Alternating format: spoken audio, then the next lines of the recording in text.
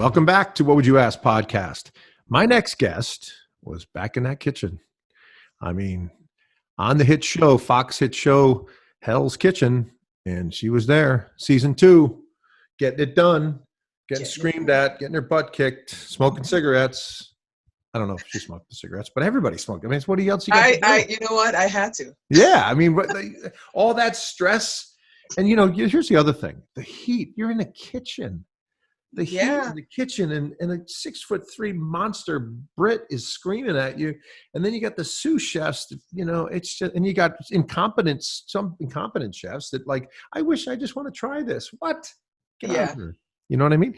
Yeah. Maribel Miller was on Hell's Kitchen, season 2. And I want to welcome her. Maribel, welcome to What Would You Ask podcast. Glad you're here. Thank you for having me. It's a pleasure. So take us through the journey. Take us through the audition process. What inspired? How did you even find out about Hell's Kitchen?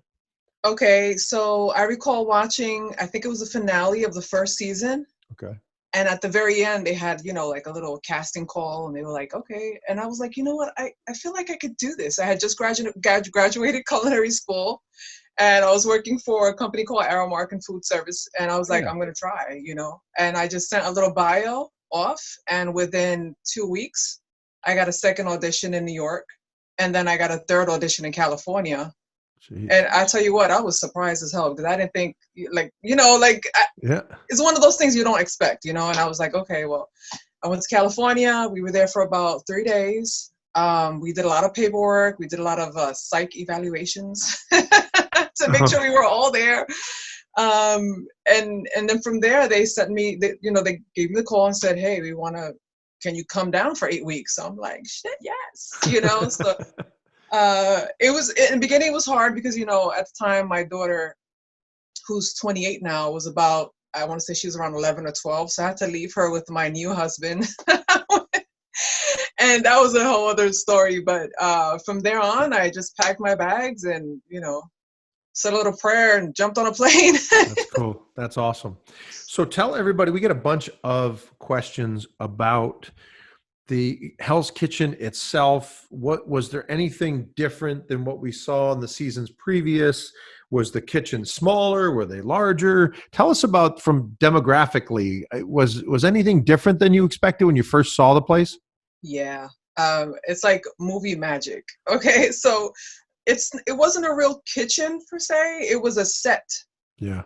So yeah, you had a whole kitchen, you had ovens, refrigerators, and then behind that was a set. And that's also where we slept. Like we had like little rooms where we could sleep. But I was expecting a kitchen as well because watching first season, you're like, oh my God, the restaurant, but when you go in, it's just like, the kitchen, there's tables, and then it's like a ton of cameras in your face. And you forget about the restaurant. You don't feel like you're in a restaurant anymore, really. Yeah. Interesting. Tell us about the first time you see or meet Gordon Ramsay. Is it what we see on TV where you guys all walking in and he comes out? Go ahead. Yeah, we were blindfolded. They blindfolded us. Yep. And then when we came off, we kind of walked into the restaurant. At the time, you couldn't tell that it was a set because the way they had it set up. And we kind of walk in and we're like drinking wine and just getting to know each other. And then out of nowhere, it's just like the doors open up and he walks in, and I'm pretty like shitting myself at this point, because you see him on television and he's this person, he has a scowl and he's looking at you weird and everything else. And I was kind of like trying to hide behind other people because I really didn't want him to, look at me, but he was very intimidating. And I think that's the reaction they were trying for you to portray when you see him, Yeah. And that's exactly what happened in the beginning. Tell us what you thought about him. Your first impressions of him. Were you impressed by him? Did you know anything about him going in? And did that impression change over time? Yes, because you get to see, because a lot of people do things for television, and I noticed that Gordon Ramsay, when we were in the kitchen, he was this barking dog and in your face, but when we were out, he was super fun to hang out with. He drank a lot of champagne. Yeah. And total different beast, So, when you were in the kitchen, you was going to have your ass handed to you because he was going to be this whole other person, and you couldn't take it personally, although there were times you just wanted to, like, slap him, strangle him, something, inflict pain in some way, How did you keep your composure? For the most part, you kept your composure in there under some tough situations. Yeah, and it's crazy because, usually when you have all crazy situations, you have an outlet to talk to, someone else. Yeah. But when you're on a show, you can't make a phone call, you can't write a letter, you can't read a book, there's so many things you can't do. So I started working out, and I cried underneath my pillow when no one was looking, things like that.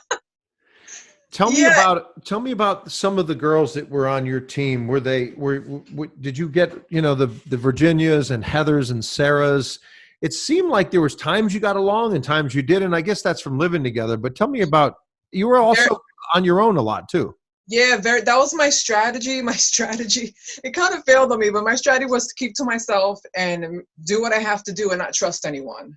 Because I've seen season 1 and I know that everybody's backstabbers, and that's what it turned out to be. Everyone was very friendly, but then as the elimination started, they started pointing fingers, they would pass the blame to other people, and I was just getting disgusted with the whole thing. I was like, what the hell? This is not really how our kitchen works. Like, in a real kitchen, it's teamwork. And yes, there's argument, profanity, and all that, but that was just like insane. Catty. Yeah. I think you even say that on the show that at one of your little confessionals, you were like, I'm not into this kind of drama stuff. Yeah. No. Tell us about, we want a bunch of questions about what your favorite and least favorite challenge was. Did you have a favorite challenge that you went through? Whatever we won, I guess anyone that we won, because the consequence was so bad, I want to say that I had a favorite. I was just glad not to be in the kitchen, to be honest, Yeah. So tell us about the punishment, because when you sit there and listen to the laundry list of things that Gordon mentions, like one group is going, you guys went on that boat, I remember, and you're all, I don't remember, just Brody just said, because they were in bikinis. That's not what I remember it because the girls team, I don't know why I remember it. Anyway, Gordon gives them a list of things to do, and it's like clean up the trash and then sort the trash and all this other stuff. And then he says, and then prep both kitchens. Like, that's all day, isn't it? Like, are they working that long? Yeah, no, we were working 14 hours sometimes a day, and they would wake us up at 5 and we wouldn't go to bed to 12, 1 o'clock in the morning. Where do the sous chefs and Ramsay stay if they're up at 5? They magically disappeared every night. They would send us to our rooms, and we would have we could walk around the area where we lived, but you wouldn't see Gordon until the early morning, and his face like he just rolled out of bed, Yeah. But we wouldn't see them until it was time to shoot. The impressive challenges for me, and we did a little bit of survey with our membership too, with what theirs was, and some of them most of them mentioned the taste test, right? When you're blindfolded and you go through that. That was a pretty cool thing to see how you guys are able to do that. And I was just talking to Christina from season 4, the winner, and I mentioned to her a story that I heard in season 6. I don't remember the guy's name, but he was saying in the confessional, if I knew we were doing the taste test today, I wouldn't have smoked a cigarette and had a Coke for breakfast. And then when I heard it, I snuck in a Lifesaver, which made it all worse. I had this in my mouth. It really, and now that you say that, when we were doing the taste test, I remember they gave us something to eat. I can't recall what it was before. Yeah. And then we had to sit down and try to taste this and try to figure out what it is. And you would think if you put a piece of peppermint, I think mine was peppermint, and I'm trying to figure out what it is, but when you have another flavor in your mouth, right, unless you're like chewing on it and really trying to smell what it is, it was really hard. It was harder than it looked. The other one, Maribel, was the is it Taste It and Create It or something like that, where Ramsay makes a dish and then you have to. I'm so impressed that you guys even get, because I would go, I don't know if it's elk or venison or beef, or how do I know that? I don't know by tasting it. I mean, I don't like venison, so if I ate that, I'd know. Yeah, no. But then you have to know the parts of the sauce, and you guys are in there going, there's a sweetness in there. It's just a faint sweetness, and I'm thinking, what? How do you figure out all that stuff? Yeah, check this out. So one of the things that was really stressful for me is that they never really gave us recipes. Right. They gave you the menu. Right. And if you have potatoes on the menu, but you would have to do it yourself. So I'm like, but how do you want this? What do you want it to taste like? How do I know? So that's one of the reasons why you would see people kind of running around, because they had no clue. I had no clue. I was just like, you never knew what position you were going to be working. Every day was different. You either be on vegetable. So if they see that you're really planning your vegetables, they'll put you on protein. And now you're really lost because you don't know what's going on. I felt almost like it was like setting you up for failure or setting you up just for more drama, because it's it makes a better show probably too, right? Just to put you guys.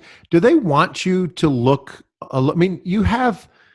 It wasn't Christine. I think it was Virginia. I interviewed last week. Said that, sometimes they kind of play jokes on you too. They'll put like salt in place or sugar in place of salt, or they'll move things around and you can't find it. Yeah. And it kind of, she said, even the people that aren't, maybe, I don't know, even know the right word, trained as chefs that, have cooked here or cooked there, they've made the show.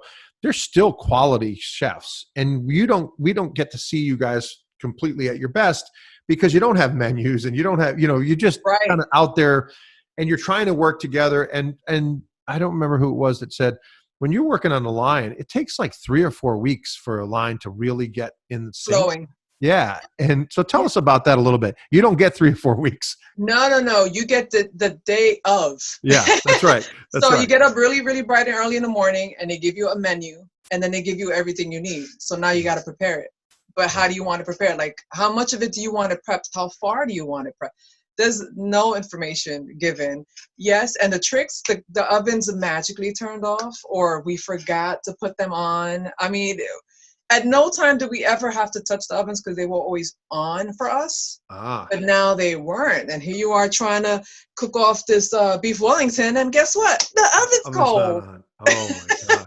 And I've seen that on a bunch of them where he would yell at somebody, said, your oven's not even on. You're cooking with the oven. And so they're normally on. You can understand if they're normally on. That's interesting. Yeah, and you're in shock. And then now you're like wondering, what did I do? And you got that look like, So. Yeah. Is there such thing? The other thing I was wondering about is there a portion size that you guys are trained to? Because I've eaten at restaurants I'm in the tri-state area in New York City mainly, and I've eaten in really fine dining, the best restaurants, fortunately, in the city. Usually not when I'm not paying, in some of them, they're steakhouses. They're solid steaks, and some of the French restaurants I've eaten in, they're petite little things on the plate, and I'm shocked that I have to go get a pizza after.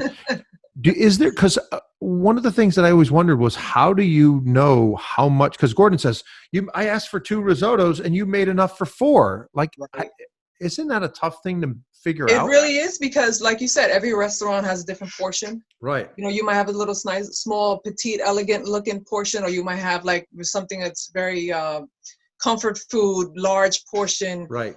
But they don't tell you anything. So you really have to wing it. Think about it. If they told us everything, we would look like super professionals, and nobody want to watch. That's what I mean? They want to see tears, Yeah. That's a good point. Yeah. So they never told us anything. There were times where we had, I think, a lobster on the menu, and I'm an animal lover. Okay. I mean, they brought these live lobsters in, and we were ripping them alive. And tearing them apart and doing all, and my hands are cut from the shells, and the next day we had to go to work, and I had Band-Aids on. It was a mess. So tell us how you said your opinion changed of Gordon as you went through the show. Did you also get to see a side of him that outside of the kitchen? I mean, you won some rewards. You were with him outside of the show. Some people have said he's got a great personality. He's funny. Tell us what your thoughts were of him outside of the show. Outside of the show, very outside pleasant. The kitchen, I should, Yeah, outside the kitchen, he was funny. He liked to make jokes. Always smiling. Very friendly. He used to stare at me way too much. It was uncomfortable. Meanwhile, Virginia and all the other girls are like, throwing themselves like, oh, Gordon, oh, and I'm like, dude, stay away from me. But he would kind of like give me the creep look, and I'm like, dude, don't stare at me. It was very weird. But after a few drinks, he was very pleasant. He always, had a glass, passing a glass and telling jokes. And he complimented my hair a lot because he liked curly hair. Did you get to watch him cook at all? Did he cook while you were on the show? And were you impressed with his skills?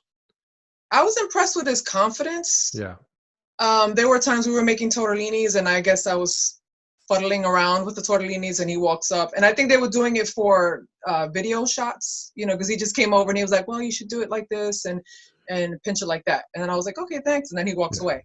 And that was it. But it wasn't any real instruction or things like that. Outside of when we won one of the competitions, he would talk more and be more friendly. He wouldn't talk about personal life as much. Right. He would talk about his children, but not as much. Like I asked him one time, what cologne are you wearing? Because it was really nice. He wouldn't tell me. Really? Yeah, he wouldn't tell me. He would just laugh and just like give me like, I guess I can't tell you. I wasn't sure why he wouldn't tell me, but I was like, all right, it's cool, Jeez. Yeah, that's interesting because that's interesting. Yeah. You think you'd go, whatever it is. Yeah, right? No. Drakkar.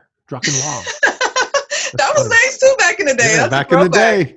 That is absolutely right. What happens to eliminated chefs? Do you guys don't go home? No, you stay quarantined in a hotel room. And they separate from the dorms, not in the dorms. No, in a whole other. You're in a hotel at this point. And you never go back. I'm sorry. Let me go back. They were like apartments almost. Okay. And I think I was sharing with one other person. I think I was Kay Greasy. I was sharing with him. And I think who else? I think it was myself, Keith, and Garrett. Oh, okay. I think we all kind of like roomed the prison together. cook, right? He was a prison cook. Yeah. I was shocked to read that Rachel and Keith passed away. It was so sad, and it was just part of the reason. Okay, so I haven't told you the whole thing with elimination, but some people, they take things really hard, and throughout the whole time she was there, all she wanted to, she couldn't separate reality from television, and she wanted to please him, and she would every night beat herself up about it, and tell her, I just want to do it right, I'm such a loser, everything else. And if you go back and you look at the show, there's a point which is very scary that she makes the and that's actually how she passed away. And I kind of blame the show for that, because I feel like if they did a psych evaluation, that kind of should have popped up that she can't handle the rejection or whatever. I mean, they had the girl run in the street with no money to get ice for a restaurant, and run in the street with no money. She had to beg people for money. And then the people back home, you're thinking about people back home, they're looking at me and I look like a fool. I didn't even think of that. And she fell down on the sidewalk. Yeah, with the ice. It was just, and as a female chef trying to make it, that I could understand how that would hurt her to a point where she was really upset about it. Yeah, I agree with you. And Keith drowned, I think. I think that happened to him, right? He went out for a swim before work, and he was a good swimmer, but I think they're saying that he might have caught a cramp or something happened, and that caused him to pass away. And it's really sad, because he was just super talented, super funny, and gave the best hugs. Like, he was just this tall, lovable teddy bear guy, so that was pretty sad. You seem to have a pretty good group too. I mean, I know there was some different personalities and people that were more committed to just being there to win and focused on that, but you seem to have a pretty decent, when I looked at, I've seen all of them multiple times. There's some groups that are definitely segmented. It seemed like yours was a little bit segmented, but it also would come together. And also you guys cooked, as you were getting to the later episodes. Yeah. You guys were kicking it. I mean, especially when you were down to like the final 6 and 7, you guys are really on point. I mean, did you feel that together? We kind of got the flow. We got the flow. We kind of figure, okay, we know what you're doing. We know what to look out for, so you won't set us up, Yeah. And we learned a lot of the tricks, with the little earbuds. One of the tricks that I learned is that when you speak to one another, they have you mic'd 24/7. You basically have to sleep with the mic. So if you get up in the morning and you say, you know what, I'm going to work on that sauce, and it's going to be, it'll go missing. You can't find it. Whatever you say, they'll use it against you to be like, okay, let's mess it up. Or Gordon will walk up to her. So because before you know you're being sneaky, you're like, you know what, I'm just going to put this here. And before you know it, Gordon is there like, how do you know what I'm doing?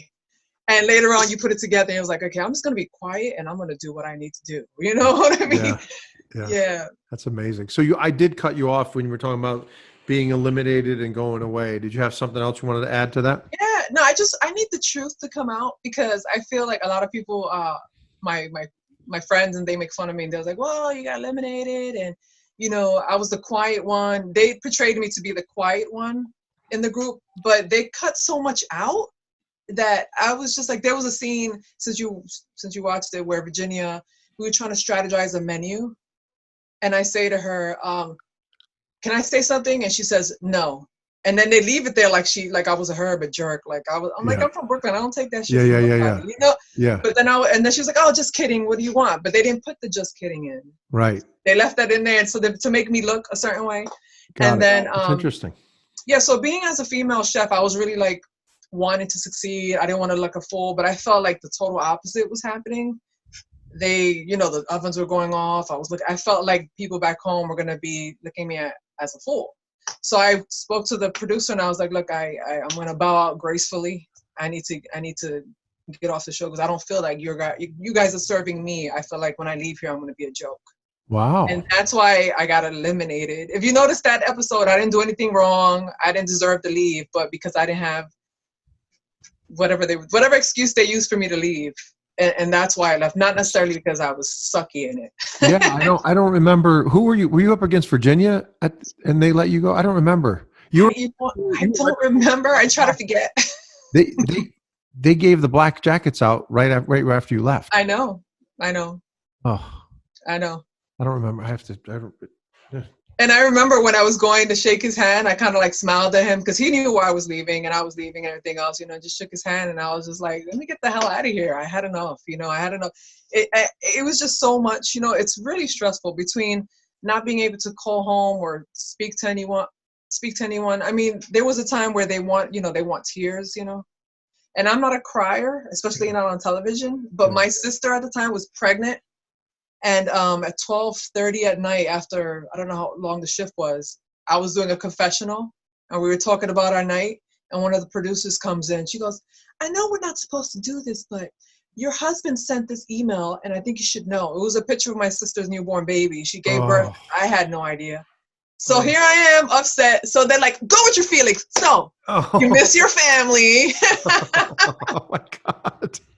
And I'm like, you got me. And all those things were like a major turnoff for me. As a professional, I was just like, I don't need this. I don't need Did you have an opportunity to speak to Gordon about it before you left, or no? You just no. They keep him far away from us. Yeah. Yeah. So to that question, if you guys are in the dorms and the sous chefs are waking you up at 4:30 in the morning, and then you go downstairs and Gordon's there, is he there at 5:00 in the morning? If we're there and the scene requires him to be there? Yeah, like sometimes there's at least a couple times you guys got woken up by pots and pans and he's there. He's there. I mean, he literally looks like he rolled out of the bed. You can see the creases in his face, like from the blankets.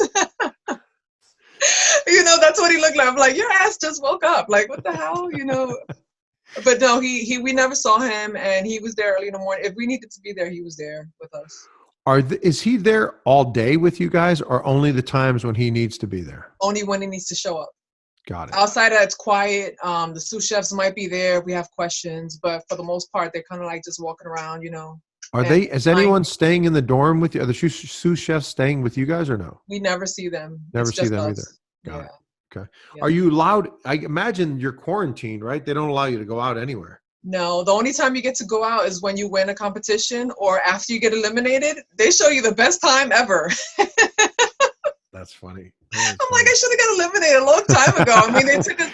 We went to, I don't know, in California, I guess it was Disneyland or World. Disneyland. Yeah. One of those. They took us to one of those parks. They took us shopping. We had like a stipend we could use. Jeez. We ate whatever we wanted to eat. It was great. It was really nice after. So do you regret doing Hell's Kitchen? No, because it got me a lot of work. I put it on my resume and they want to start the conversation. I'm like, hey, if it gets me the job, whatever. And I did learn one thing that I would say that I learned from Gordon Ramsay, and I took it with me, and it actually changed my way of thinking when I left there. We were online to try these hot dogs. It was famous hot dogs, Pink's favorite hot dogs. And we're online and he says, you know why this business is doing so well and they have a line wrapped around the corner? And he says, because they're not trying to be something that they're not. They know how to make really good hot dogs, and that's what they're going to do. They're going to do the best at what they know they can do. And I'm questioning myself. I'm like, am I supposed to be here? Like, am I really supposed to be a cook? You know, I thought cooking would be like a artistic outlet for me when I went to culinary school, because I'm very artsy fartsy. And from there, something like a light kind of turned off. I stayed in the food industry because I paid so much money for culinary school, and that's what I know. But if I had to go back, probably no. Interesting. Have you ever been asked to return to? Probably not, since you left them. They're not going to ask you, right? If you notice, I wasn't in the last episode. Yeah, I did notice that. Yeah, so this is what they do. I don't know if they want to traumatize you on purpose. These people, they can be really ruthless. But so you're stressed out, you want to see your family. So they was like, okay, it's over. They flew me back to New York. And the very next day, they said, you have to come back to do the last scene. I'm like, I just got back home. Oh, you mean the scene to help out Virginia and Heather? Yes. Yeah, after they flew me home, they said, you have to come back. And you said no. I said no. I was like, are you kidding me? You could have just left me there a few extra days instead of seeing my family and getting stressed out and have to jump back on a plane. Yeah, that's right. You were almost a black jacket. So you would definitely be in the group, because not everybody comes back, but the first 3 or 4 don't, because they're right. But it worked out because I don't remember the other gentleman's name that was on the show, but he got sick and he didn't come back as well. So I guess it balanced out in a way. I'm not sure how they. Oh yeah, yeah. What was his name? Tom? Was it Tom? I don't know. No, Tom was a jerk. Yeah. No, no, not Tom. Oh man, I cursed him out on so many occasions. It's not even funny. He was just a jerk. Like, he was a jerk. He was on there to be a jerk. Oh, that was his role? Oh, I'm assuming so. He was just a mess. God.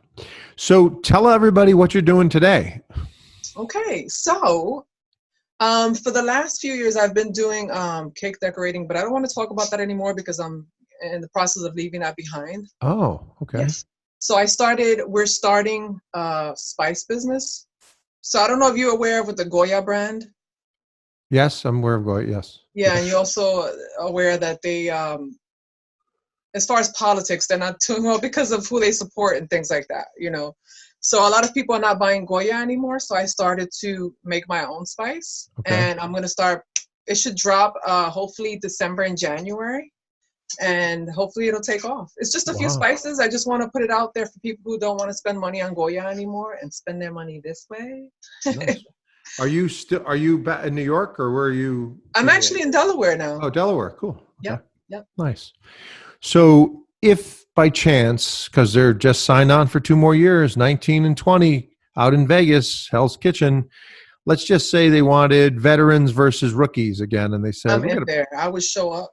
You would show up. And I would be the person that I really am, opposed to being, you know, like, my strategy was to be quiet. I'm like, that didn't work. I just need to be who I am. And I've learned so much since, you know, I've met a lot of chefs and I've been on the line longer, and my stress level is different now. Yeah. So yeah, if I went there, they would have like a big problem because I'm a different person than I was back then. Major, big person. Yeah.